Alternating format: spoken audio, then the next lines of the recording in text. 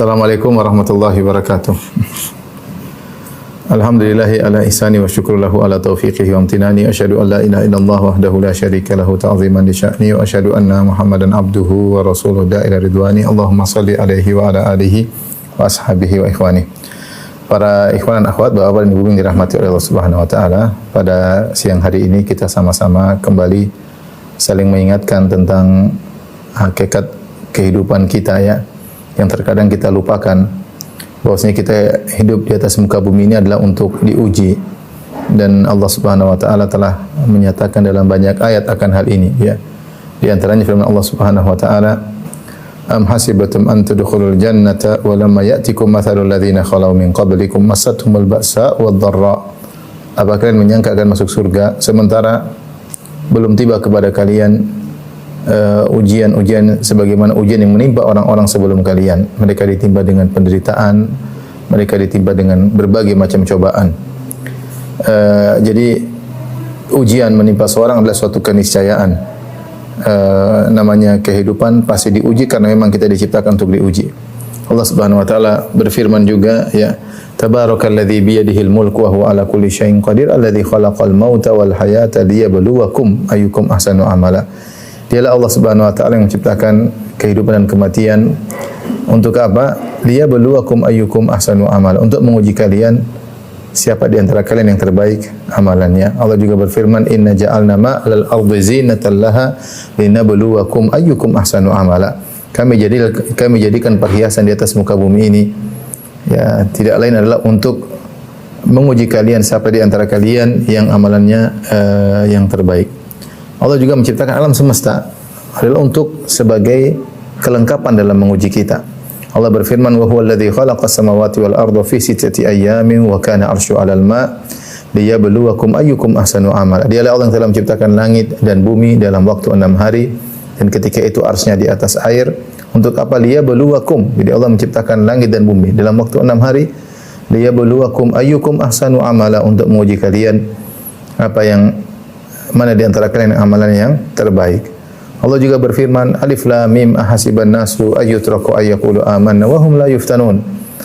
Apakah manusia menyangka mereka dibiarkan untuk mengucapkan kami telah beriman lantas mereka tidak diuji? Wa laqad fatanna alladziina min qablihim fala ya'lamanna alladziina shadaqu fala ya'lamanna Allahu alladziina shadaqu wa la ya'lamanna al-kadzibin. Sungguh kami telah menguji orang-orang sebelum mereka agar Allah tahu mana di antara mereka yang imannya benar dan mana di antara mereka yang imannya buruk, ya, tidak benar. Jadi ayat-ayat yang tadi saya bacakan semua, Allah menciptakan kehidupan kematian, Allah menciptakan langit dan bumi, Allah menjadikan bumi ini, Allah menghiasi bumi ini, ya, semuanya adalah untuk menguji hamba-hambanya yang Allah ciptakan di atas muka bumi, ya. Sehingga ujian adalah keniscayaan yang pasti dihadapi oleh seorang hamba. Nah, ketika kita menyadari akan hal ini, ya, kita mempersiapkan diri kita untuk menghadapi ujian-ujian tersebut karena tidak bisa kita hindari. Inilah tabiat atau sifat daripada kehidupan di dunia. Bahwasanya kehidupan tersebut tidak lepas dari yang namanya kesedihan, kekhawatiran, ketakutan, ya, tangis dan tawa, ya. Itulah kehidupan. Apalagi Allah sudah menegaskan bahwasanya Allah menciptakan manusia dengan kabad. Kata Allah, laqad khalaqnal insana fi kabad. Sungguh kami telah menciptakan manusia dalam kondisi susah payah. Dalam kondisi susah payah. Semua ini untuk menjelaskan perbedaan antara kehidupan di dunia dengan kehidupan di surga. Di surga tidak ada kepayahan, tidak ada kekhawatiran, tidak ada tangisan, tidak ada kesedihan, ya. Semuanya mudah, semua menyenangkan. Tapi itu di surga. Di dunia kamu diuji, ya. Coba kita renungkan kehidupan kita. Kita sejak lahir kita sudah dalam kondisi sulit, dalam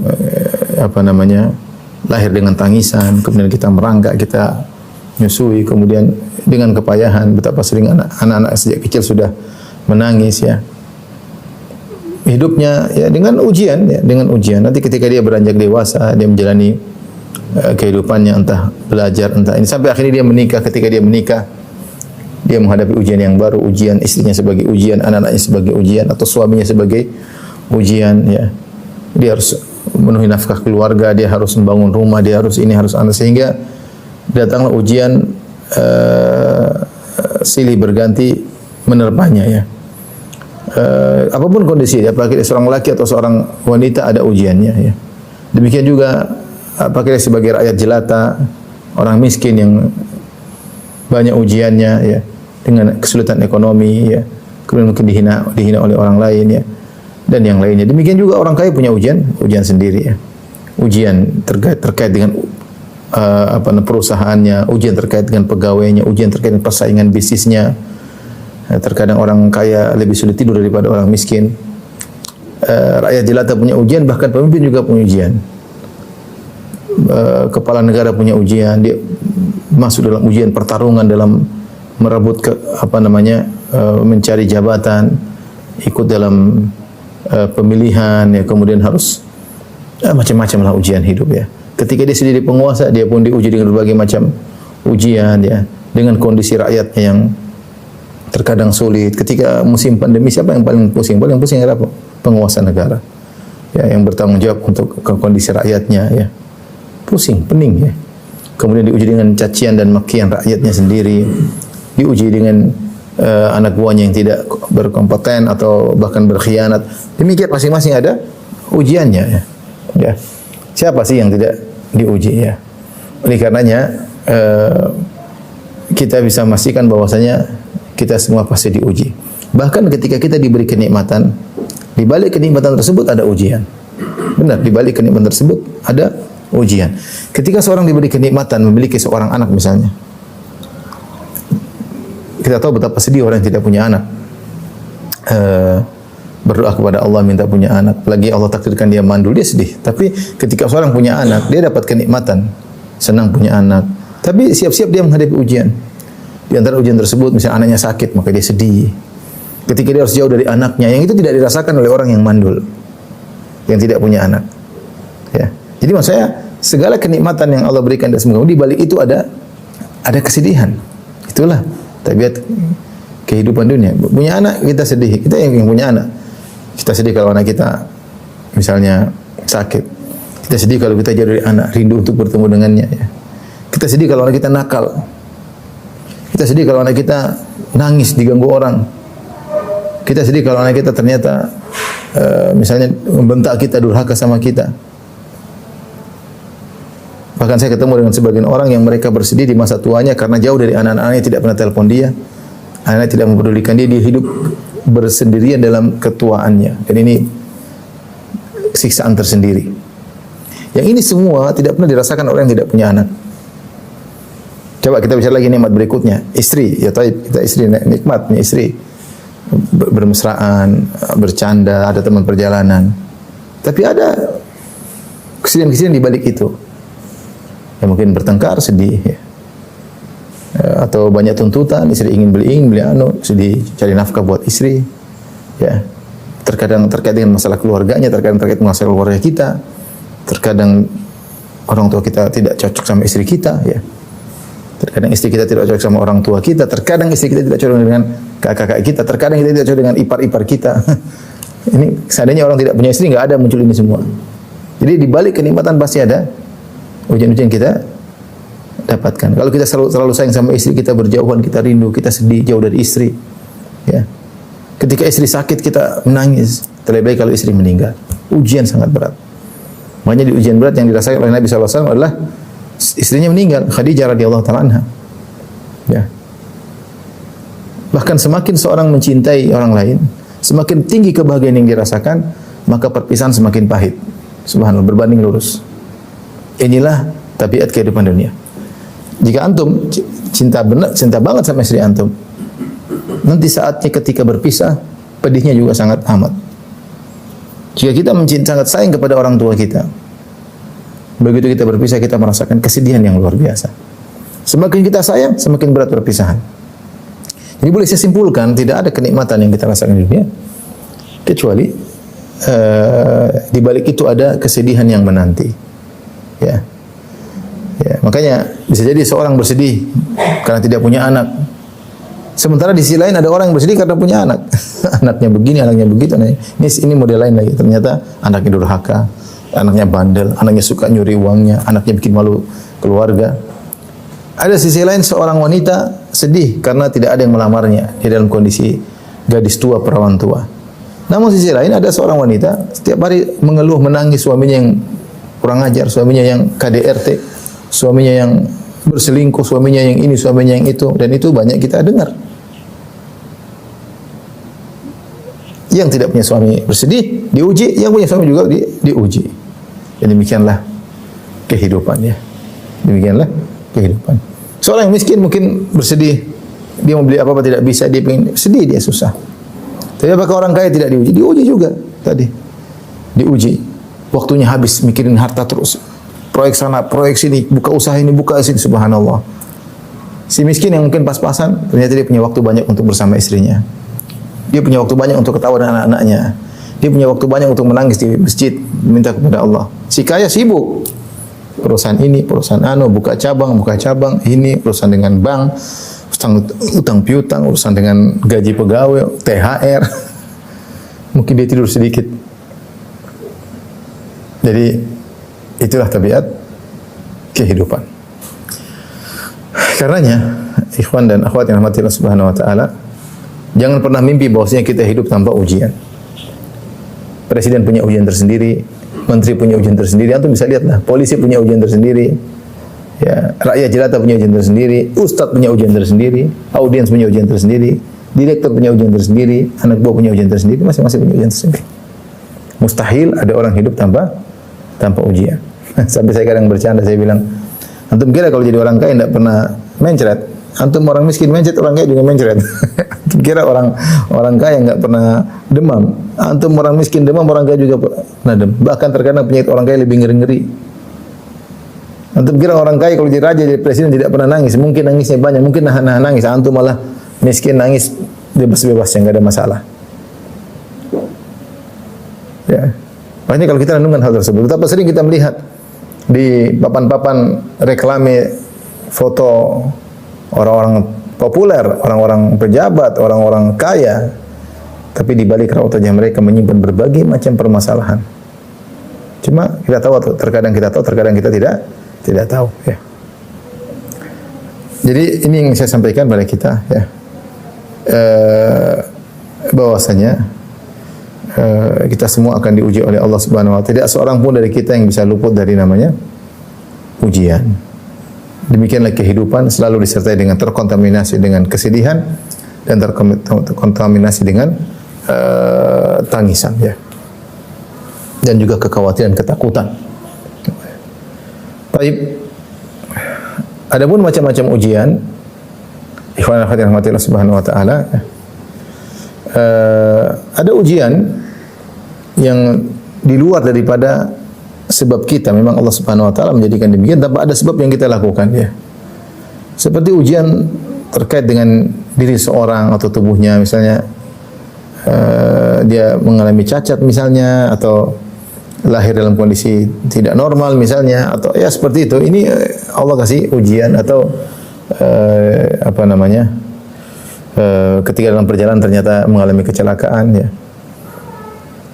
Misalnya juga ujian yang terkait dengan hartanya, ya. Dia bekerja mengumpulkan hartanya selama bertahun-tahun, bahkan puluhan tahun.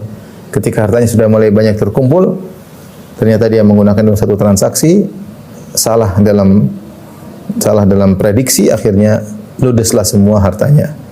Perlu keringat yang dia keluarkan selama ini, selama bertahun-tahun, sirna tiba-tiba dalam waktu yang sangat cepat. Ini ujian dalam harta. Sebagian orang mengalami demikian. Tiba-tiba pupus hilang begitu saja. Tadi ujian dalam tubuh. Saya kemarin ketemu seorang, subhanallah, lagi umrah sama saya. Dia bilang, Ustaz, saya sudah pilih makanan, saya olahraga teratur. Artinya dia merasa dirinya sehat. Dia benar-benar merasa dirinya sehat. Ya. Kemudian dia sudah makan teratur, olahraga. Ternyata Allah takdirkan kena kanker. Mau diapain? Ya. Saya juga ketemu yang seorang di Arab Saudi.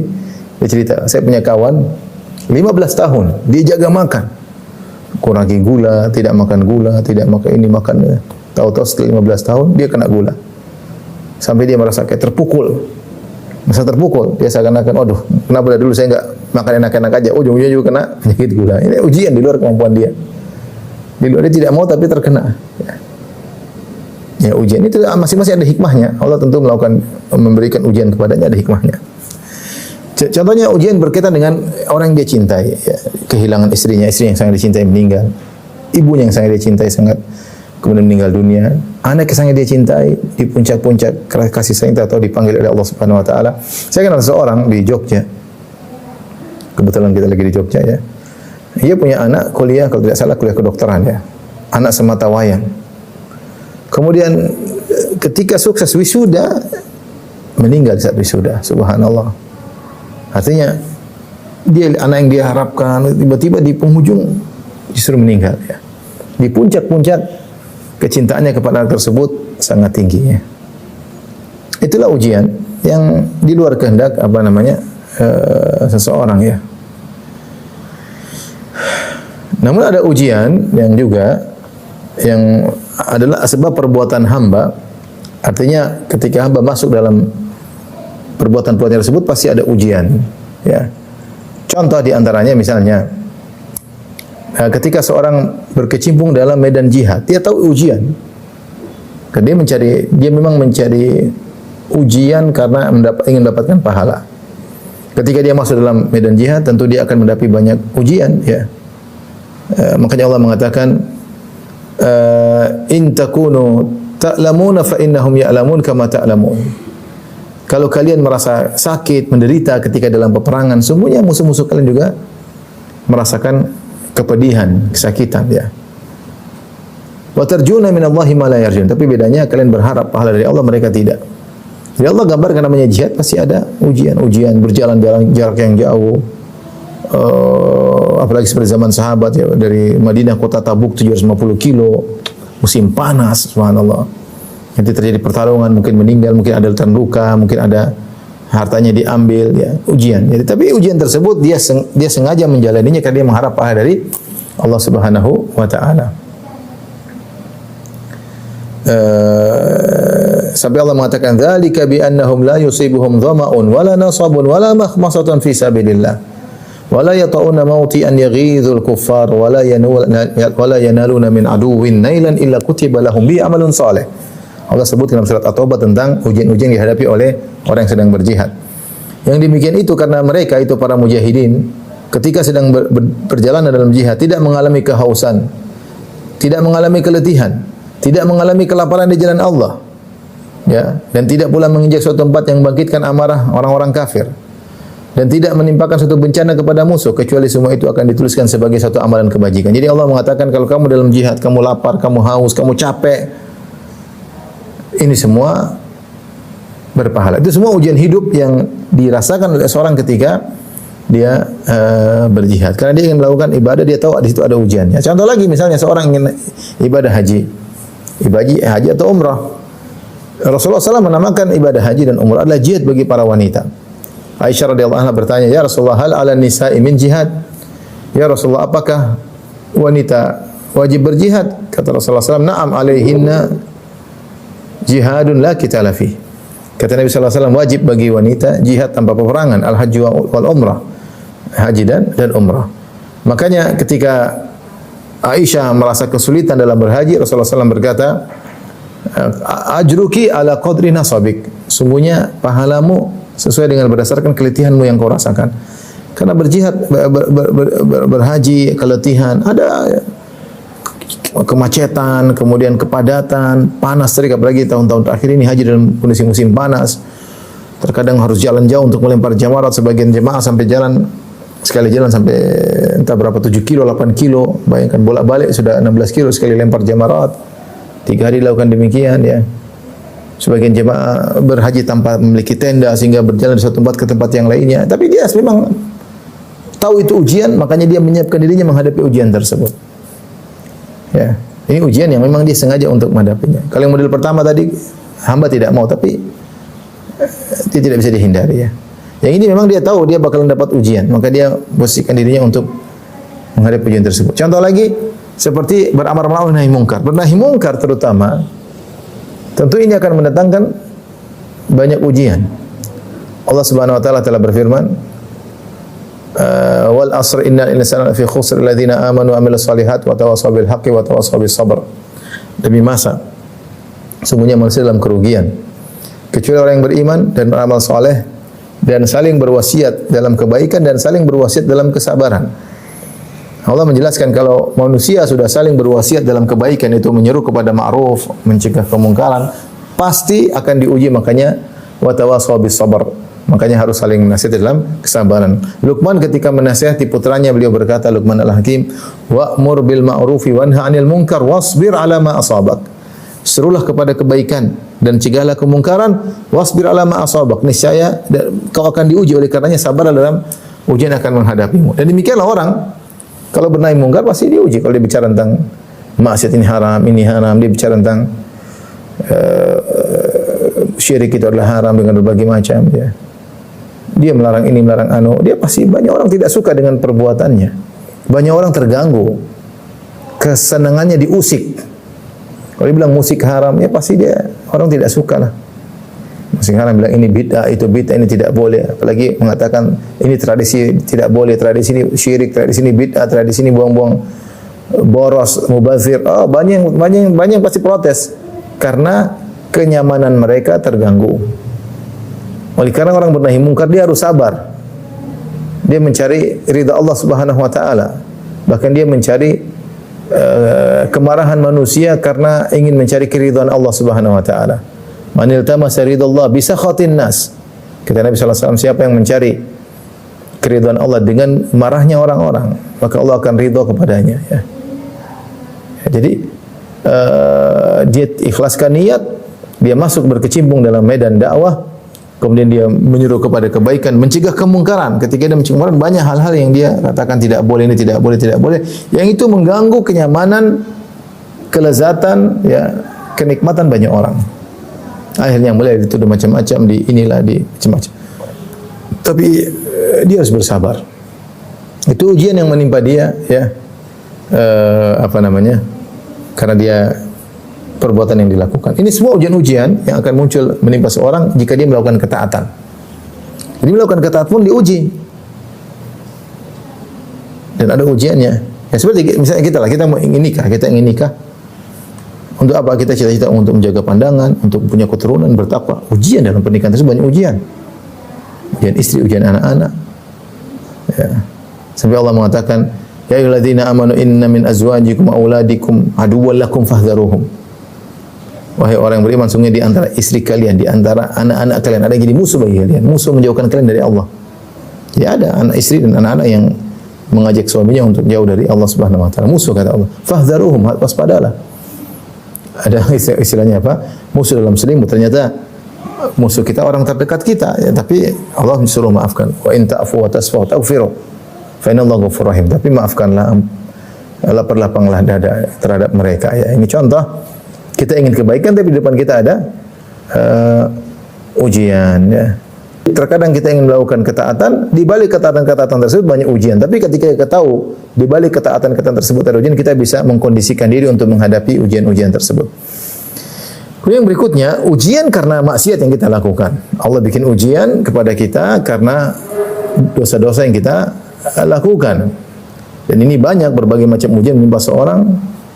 Yang terbaik jika dia menyadari bahwasanya musibah yang menimpanya karena dosa dia. Yang berbahaya jika dia tidak merasa berdosa dan dia kemudian heran, kenapa saya diuji? Emang saya kenapa? Ya, ini ujub dia. Orang yang baik adalah orang yang menyadari bahwasanya ujian menimpa dia karena dosa yang dia. Makanya para salaf dulu ingat, saya dulu pernah begini, inilah dosa yang pernah musibah yang menimpaku, ya. Dia karena mereka jarang bermaksud, ketika mereka tertimpa musibah mereka kaitkan dengan dosa yang pernah mereka lakukan. Allah berfirman, "Wa ma asabakum min musibatin fabima kasabat aydikum." Tidak ada satu musibah pun yang menimpa kalian kecuali disebabkan karena perbuatan kalian sendiri. Wa ya'fu an katsiran, Allah banyak memaafkan dosa-dosa kalian. Kalau setiap dosa kalian lakukan terkena musibah, kalian tidak akan selamat. Walau yu'adzibullahu an-nasa bima kasabu la ajjala lahumul adzab. Dalam ayat yang ma taraka 'alaiha min dabbah walakin yu'akhiruhum. Kata Allah, jika Allah mengadab manusia akibat dosa mereka, maka Allah akan segerakan hukuman kepada mereka. Dalam yang lain, kalau Allah mengadab setiap dosa yang dilakukan oleh orang, maka tidak ada pun tersisa di atas muka bumi ini. Semuanya akan binasa. Tapi kata Allah, wa ya'fu an katsir. Allah banyak memaafkan dosa-dosa yang kalian lakukan. Allah hanya kasih ujian dia terkait dengan sedikit dosa yang kalian lakukan. Tapi intinya Allah mengatakan, wa ma asabakum musibatin fabima kasabat aydikum. Tidak ada satu musibah yang menimpa kalian kecuali akibat perbuatan ulah kalian sendiri. Dalam ayat yang lain, "Ma asabaka min sayyi'atin famin nafsik." Tidak ada musibah yang menimpa dirimu kecuali dari dirimu sendiri, ya. Dari dirimu sendiri, ya. Inilah model-model ujian yang mungkin akan kita hadapi. Ada ujian model ujian yang tidak kita inginkan tapi Allah berikan, ya. Ada maslahat yang Allah lihat tentunya. Kita tahu atau tidak tahu. Ada ujian yang memang akibat ketaatan yang kita lakukan, Allah kasih ujian untuk meninggi derajat. Di balik ketaatan kita tersebut banyak cobaan-cobaan. Dan ada ujian karena kita maksiat. Karena kita maksiat, maka Allah akan berikan ujian dalam rangka untuk mengenai dosa-dosa kita, untuk mengingatkan kita, ya.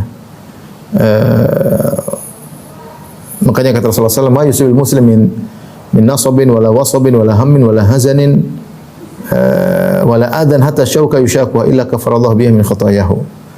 Kata Nabi SAW, tidaklah seorang ditimpa dengan keletihan, dengan sakit, dengan kegelisahan, dengan kesedihan, dengan kekhawatiran, bahkan dizalimi oleh orang lain, bahkan duri yang mengenainya, menusuknya, kecuali Allah akan mengampuni dosa-dosanya dengan sebab-sebab tersebut. Ya.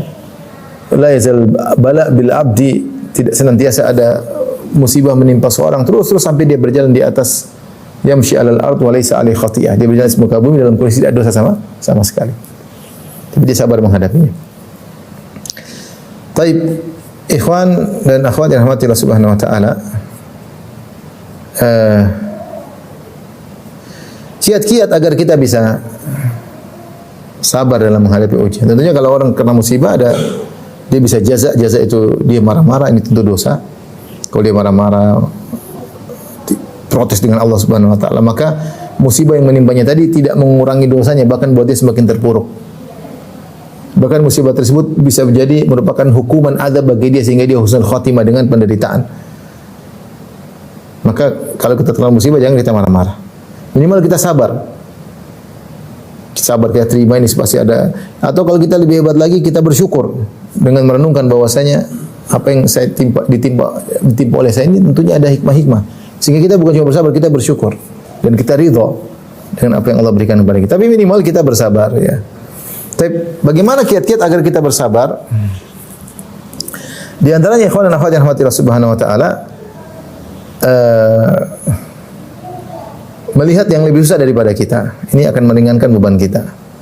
Kata Nabi, "Unzuru ila man asfala minkum wa la tanzuru ila man fawqakum, fa innahu ajdaru alla tazdaru ni'matallahi 'alaikum." Lihatlah yang di bawah dan jangan lihat di atas. Lihat yang di bawah. Yang susah lebih banyak daripada kita.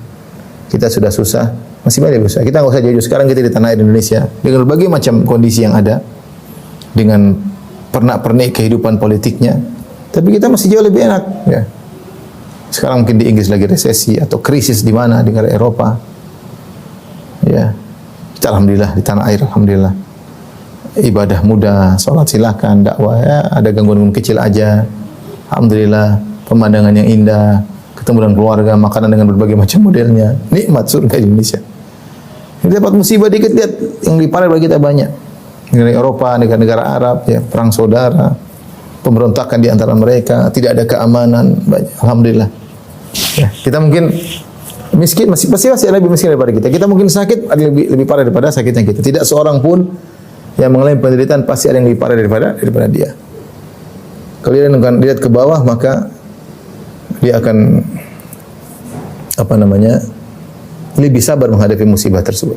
Ini yang pertama. Yang kedua, ketika dia terkena musibah, agar dia bisa menghadapi dengan ringan, dia ingat bahwasanya musibah yang menimpa dia itu lebih ringan, tidak terlalu parah. Seperti seorang naik mobil, kemudian mobilnya rusak. Dia berkata, alhamdulillah, yang rusak besi bukan manusia. Mobil saya yang rusak, bukan saya yang celaka, bukan istri saya yang celaka, bukan adik saya yang celaka. Dengan pikiran demikian, menjadi lebih ringan. Alhamdulillah, ala kulli hal. Siapa yang mobilnya rusak? Enggak ada yang mau mobilnya rusak. Tapi mobilnya rusak, alhamdulillah, mobil yang rusak bukan badan saya, bukan istri saya, bukan anak saya. Bahkan kalau terjadi kecelakaan, ternyata istrinya meninggal, Alhamdulillah anak saya masih selamat, saya meninggal. Ya. Seperti itu. Jadi selalu dia lihat bahwasanya ada musibah lebih parah yang tidak mengenai dia, terkena sebagian musibah dan ada lebih parah yang Allah selamatkan dari dia. Ini membuat dia ringan ya. Kemudian bisa jadi renungkan juga bahwasanya musibah yang menimpa dia ini ternyata Allah ingin menghindarkan dia dari musibah yang lebih besar. Allah ingin menghindarkan dia dengan musibah yang lebih besar. Ya. Dan banyak kita dengar cerita seperti ini. Seperti misalnya saya punya kawan cerita dia ketinggalan pesawat. Ketinggalan pesawat ternyata teman di universitas. Ketika tinggal pesawat ternyata dia sampai di bandara pesawat terbang. Ternyata pesawat tersebut meledak. Ya. Alhamdulillah Allah membuat dia ketinggalan pesawat. Ketinggalan pesawat musibah, uang hilang, tapi ada yang lebih besar yang selamat darinya, nyawanya selamat. Ya. Demikian juga ada seorang dia ngantar temannya ke bandara. Ngantar temannya ke bandara. Terus ternyata pesawat delay. Akhirnya dia pun ikut temani temannya, nggak enak dia tinggalkan sampai temannya berangkat. Baru dia balik. Ketika dia balik rumahnya dirampok. Subhanallah. Allah takdirkan dia untuk tertinggal. Seandainya dia ada di rumah, mungkin dia juga dibunuh oleh perampok. Perampok bunuh dia baru ngambil hartanya. Allah selamatkan dirinya dengan cara Allah Subhanahu wa taala. Namun banyak orang tidak sadar bahwasanya di balik musibah itu ada musibah lebih besar yang Allah selamatkan. Saya juga pernah dengar cerita seorang teman cerita, ada seorang ikhwan menikah sama seorang akhwat, laki-laki menikah sama perempuan. Ya. Ternyata tidak jadi.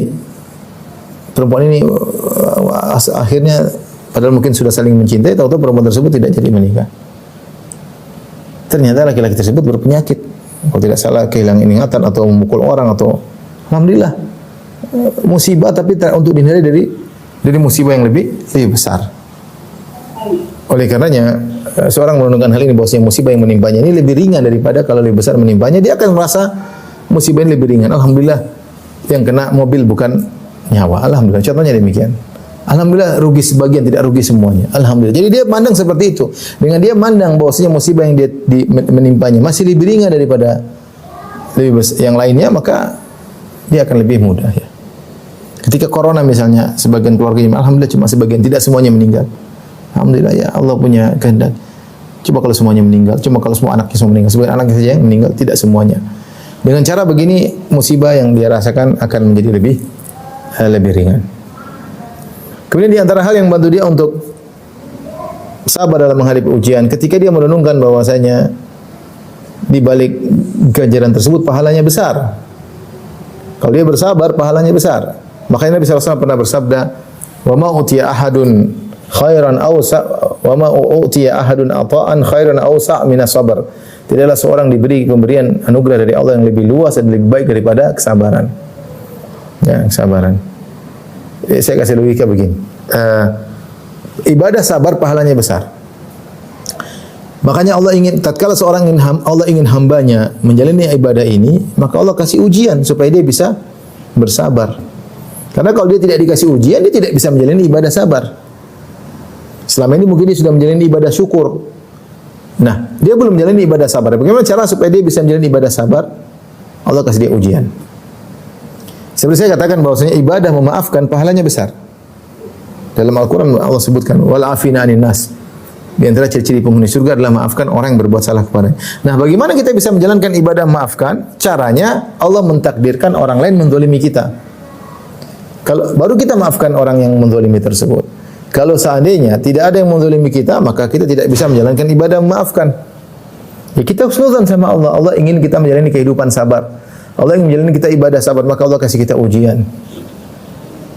Terkadang ujian tersebut tidak berhenti-berhenti. Karena Allah ingin pahala kita terus-menerus. Tidak henti-henti. Di antara sosok manusia yang tidak pernah berhenti ujiannya Nabi Muhammad SAW. Dari kecil sampai meninggal ujian dulu. Ujian dulu tidak henti-hentinya. Karena bersabar dengan ujian pahalanya sangat besar. Maka ketika kita dikasih ujian, kita yakin Allah sedang ingin berikan kita pahala yang besar. Maka jalani ujian tersebut dengan penuh kesabaran. Dalam satu hadis Rasulullah SAW bersabda, "Innal abda idza sabaqat lahu minallahi manzilah, lam yablugha bi amalihi ibtalahu Allah bi jasadi aw fi mali aw fi waladihi." Seorang hamba jika telah tercatat kedudukan yang tinggi di surga, ternyata amal yang dia lakukan, ketaatan yang dia lakukan tidak bisa mendongkraknya sampai pada tingkatan tertentu. Maka akhirnya Allah punya cara lain.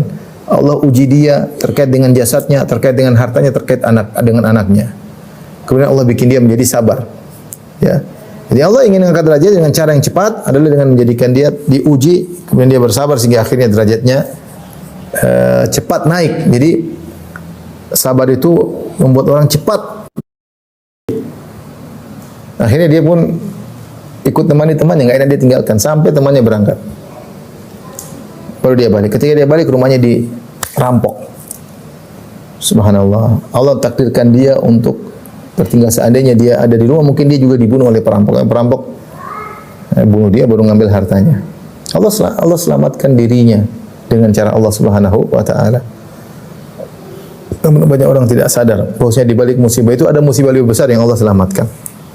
Saya juga pernah dengar cerita seorang teman cerita, ada seorang ikhwan menikah sama seorang akhwat, laki-laki menikah sama perempuan. Ya. Ternyata tidak jadi. Perempuan ini akhirnya padahal mungkin sudah saling mencintai, tahu-tahu perempuan tersebut tidak jadi menikah. Ternyata laki-laki tersebut berpenyakit. Kalau tidak salah kehilangan ingatan atau memukul orang atau alhamdulillah musibah, tapi untuk dihindari dari musibah yang lebih besar.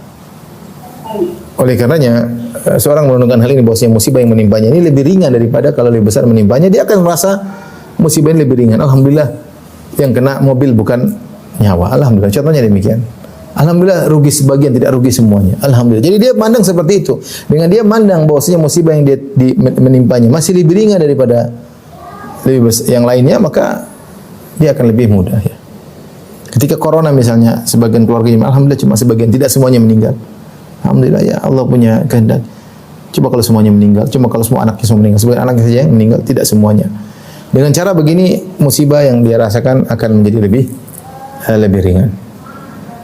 Kemudian di antara hal yang membantu dia untuk sabar dalam menghadapi ujian, ketika dia merenungkan bahwasanya di balik ganjaran tersebut pahalanya besar.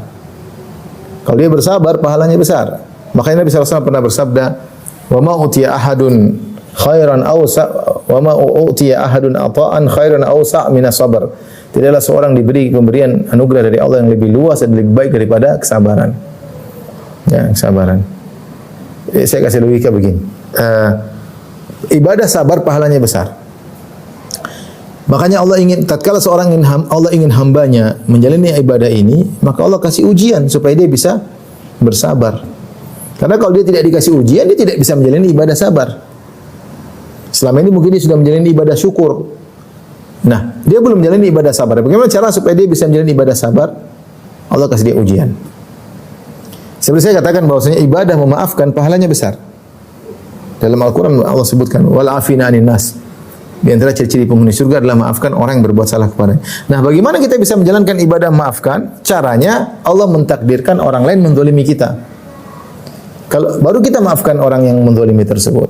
Kalau seandainya tidak ada yang menzalimi kita, maka kita tidak bisa menjalankan ibadah memaafkan. Ya, kita husnuzan sama Allah. Allah ingin kita menjalani kehidupan sabar. Allah ingin menjalani kita ibadah sabar, maka Allah kasih kita ujian. Terkadang ujian tersebut tidak berhenti-berhenti. Karena Allah ingin pahala kita terus-menerus. Tidak henti-henti. Di antara sosok manusia yang tidak pernah berhenti ujiannya Nabi Muhammad SAW. Dari kecil sampai meninggal ujian dulu. Ujian dulu, tidak henti-hentinya. Karena bersabar dengan ujian pahalanya sangat besar. Maka ketika kita dikasih ujian, kita yakin Allah sedang ingin berikan kita pahala yang besar.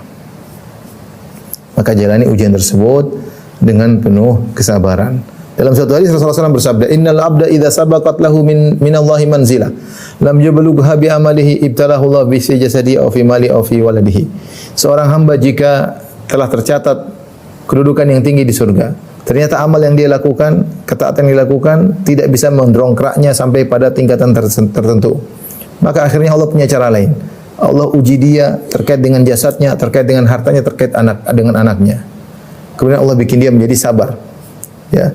Jadi Allah ingin mengangkat derajat dengan cara yang cepat adalah dengan menjadikan dia diuji, kemudian dia bersabar sehingga akhirnya derajatnya cepat naik. Jadi sabar itu membuat orang cepat, derajatnya cepat sekali, sabar. Ya. Mengalahkan banyak ketaatan. Oleh karenanya para nabi semuanya diuji sehingga dan mereka semua sabar. Ya. Tapi di antara hal yang membuat kita mudah untuk menghadapi ujian, kita merenungkan hikmah musibah. Apa sih hikmah musibah? Saya bacakan hikmah musibah di antaranya. Pertama, dengan terkena musibah kita tahu diri kita lemah. Ibnu Qayyim pernah berkata dalam salah satu kitabnya, seandainya seorang tidak pernah terkena musibah, dia akan terkena penyakit Fir'aun, sombong, angkuh. Tapi ketika seorang mulai sombong, mulai angkuh dengan jabatannya, dengan kepandaiannya, Allah kasih musibah. Sehingga dia tahu diri, oh ternyata saya lemah. Ada titik lemah, saya tidak bisa melampauinya. Kalau tidak dikasih teguran, coba bayangkan kalau orang sehat terus. Kalau orang sehat terus, dia lama-lama sombong, sehat melulu. Maksudnya nggak pernah sakit angkuh. Seorang coba bayangkan, seorang berdagang nggak pernah berdagang selalu untung, nggak pernah rugi. Bagaimana? Dia pasti angkuh dan sombong. Dia merasa, oh karena saya hebat, karena saya pandai. Dia lupa semua dari Allah Subhanahu Wa Taala. Nah, untuk menghilangkan kesombongan dan untuk agar seorang sadar dia adalah manusia yang berkelemahan, Allah kasih musibah. Itu hikmahnya di antaranya. Kemudian di antara hikmah dari musibah, agar kita tahu kadar nikmat Allah. Betapa sering seorang tidak menyadari kadar nikmat Allah kecuali nikmat tersebut dicabut. Baru dia sadar ternyata luar biasa nikmat yang saya rasakan. Ya, kita rasakan bagaimana nikmat sebelum pandemi, kemudian dicabut oleh Allah tatkala pandemi. Sekarang kembali lagi ya. Kita nggak tahu dulu ternyata umroh itu nikmat luar biasa. Ketika pandemi kita nggak bisa umroh, nggak bisa haji. Kita baru tahu bahwa itu nikmat luar biasa. Ya, kita tahu nikmat bersilaturahmi ketika pandemi susah. Intinya kita tahu nikmat sehat, ternyata sehat itu luar biasa. Jadi ketika nikmat kita diambil, kita sadar tentang nikmat Allah. Kita tahu, kita baru baru sadar ketika kita diuji. Makanya dikatakan kesehatan adalah taj, kesehatan adalah mahkota yang dipakai seorang, namun tidak ada yang bisa melihat mahkota tersebut kecuali orang yang sakit. Sehat itu nikmat luar biasa, bahkan dia mahkota. Namun tidak ada yang melihatnya sebagai mahkota kecuali orang yang sakit. Orang yang sakit baru sadar bahwasanya kesehatan itu nikmat yang luar biasa. Kapan dia tahu nikmat tersebut? Kadar nikmat itu ketika dia terkena ujian.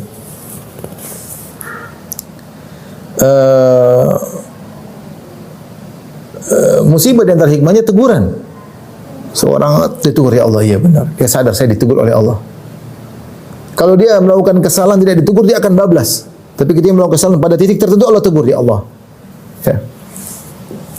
Saya punya kawan ngobrol sama saya, dia juara judi, jadi main judi menang terus sampai juara, sampai dia bawa uang satu tas isinya uang judi semua. Dia berlibur ke Eropa, tiba-tiba ada yang curi uangnya. Kata dia, alhamdulillah sejak itu saya tidak pernah main judi lagi. Sadar dia sejak itu. Kalau enggak dia akan bablas terus. Kasih teguran. Di antara hikmah Allah kasih teguran dengan musibah. Itu orang sadar. Jangan kau lanjutkan lagi, sudah cukup. Sudah cukup. Dengan terkena musibah kita tidak ujub, tidak sombong, tidak ujub, sehingga kita menyadari bahwasanya diri kita banyak kesalahan kekurangan. Dan di antara saya rasa hikmah yang paling besar dari ujian, agar kita tahu kehidupan dunia ini tidak sempurna dan kita selalu merindukan kesempurnaan. Agar kita tidak tentram dengan dunia, artinya kita tidak bersandar kepada dunia. Sehingga ketika kita ada kehidupan yang lain, kita siap untuk menuju pada kehidupan berikutnya. Coba kalau kita nggak pernah diuji, nyaman terus, enak terus, mana mau kita tinggalkan dunia ini? Pikiran kita dunia belum, karena kita nggak pernah merasa nyaman benar. Tapi kalau kita tahu kenikmatan yang kita rasakan terkontaminasi dengan kesedihan, kekhawatiran, keletihan, dengan sakit, caci maki dan macam-macam, kita tahu kehidupan ini cuma sementara.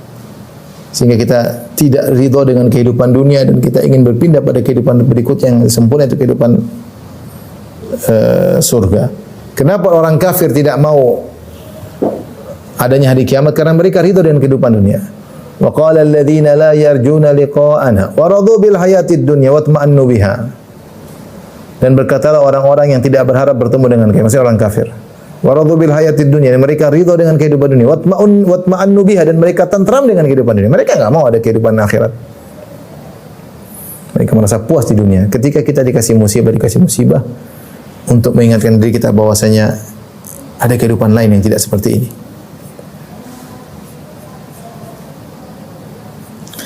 Di antara hal yang membantu kita untuk sabar tatkala terkena musibah, kita langsung mengucapkan kata-kata yang menunjukkan kita mengembalikan perkara kepada Allah. Contohnya kita berkata inna lillahi wa inna ilaihi raji'un. Kita ini milik Allah dan semuanya milik Allah. Dan kita akan kembali kepada Allah. Anak kita milik Allah, kalau Allah ambil, Allah silakan ambil. Istri kita milik Allah, ibu kita milik Allah, kalau Allah ingin ambil, maka dia ambil. Harta kita milik Allah. Kalau Allah ingin ambil, Allah ambil. Kita mengatakan inna lillahi wa inna ilaihi raji'un. Dan kita berkata alhamdulillah ala kulli hal, segala puji bagi Allah atas segala kondisi, dengan merenungkan berbagai macam hikmah di balik ini semua. Ya. Atau berkata Allah ma'jurni fi musibati hada. Ya Allah, berikanlah aku ganjaran akibat musibahku ini. Wa akhlif li khairan minha, dan digantikanlah lebih baik daripada yang kau ambil ya Allah. Kita berdoa kepada Allah Subhanahu wa taala sehingga kita lebih mudah untuk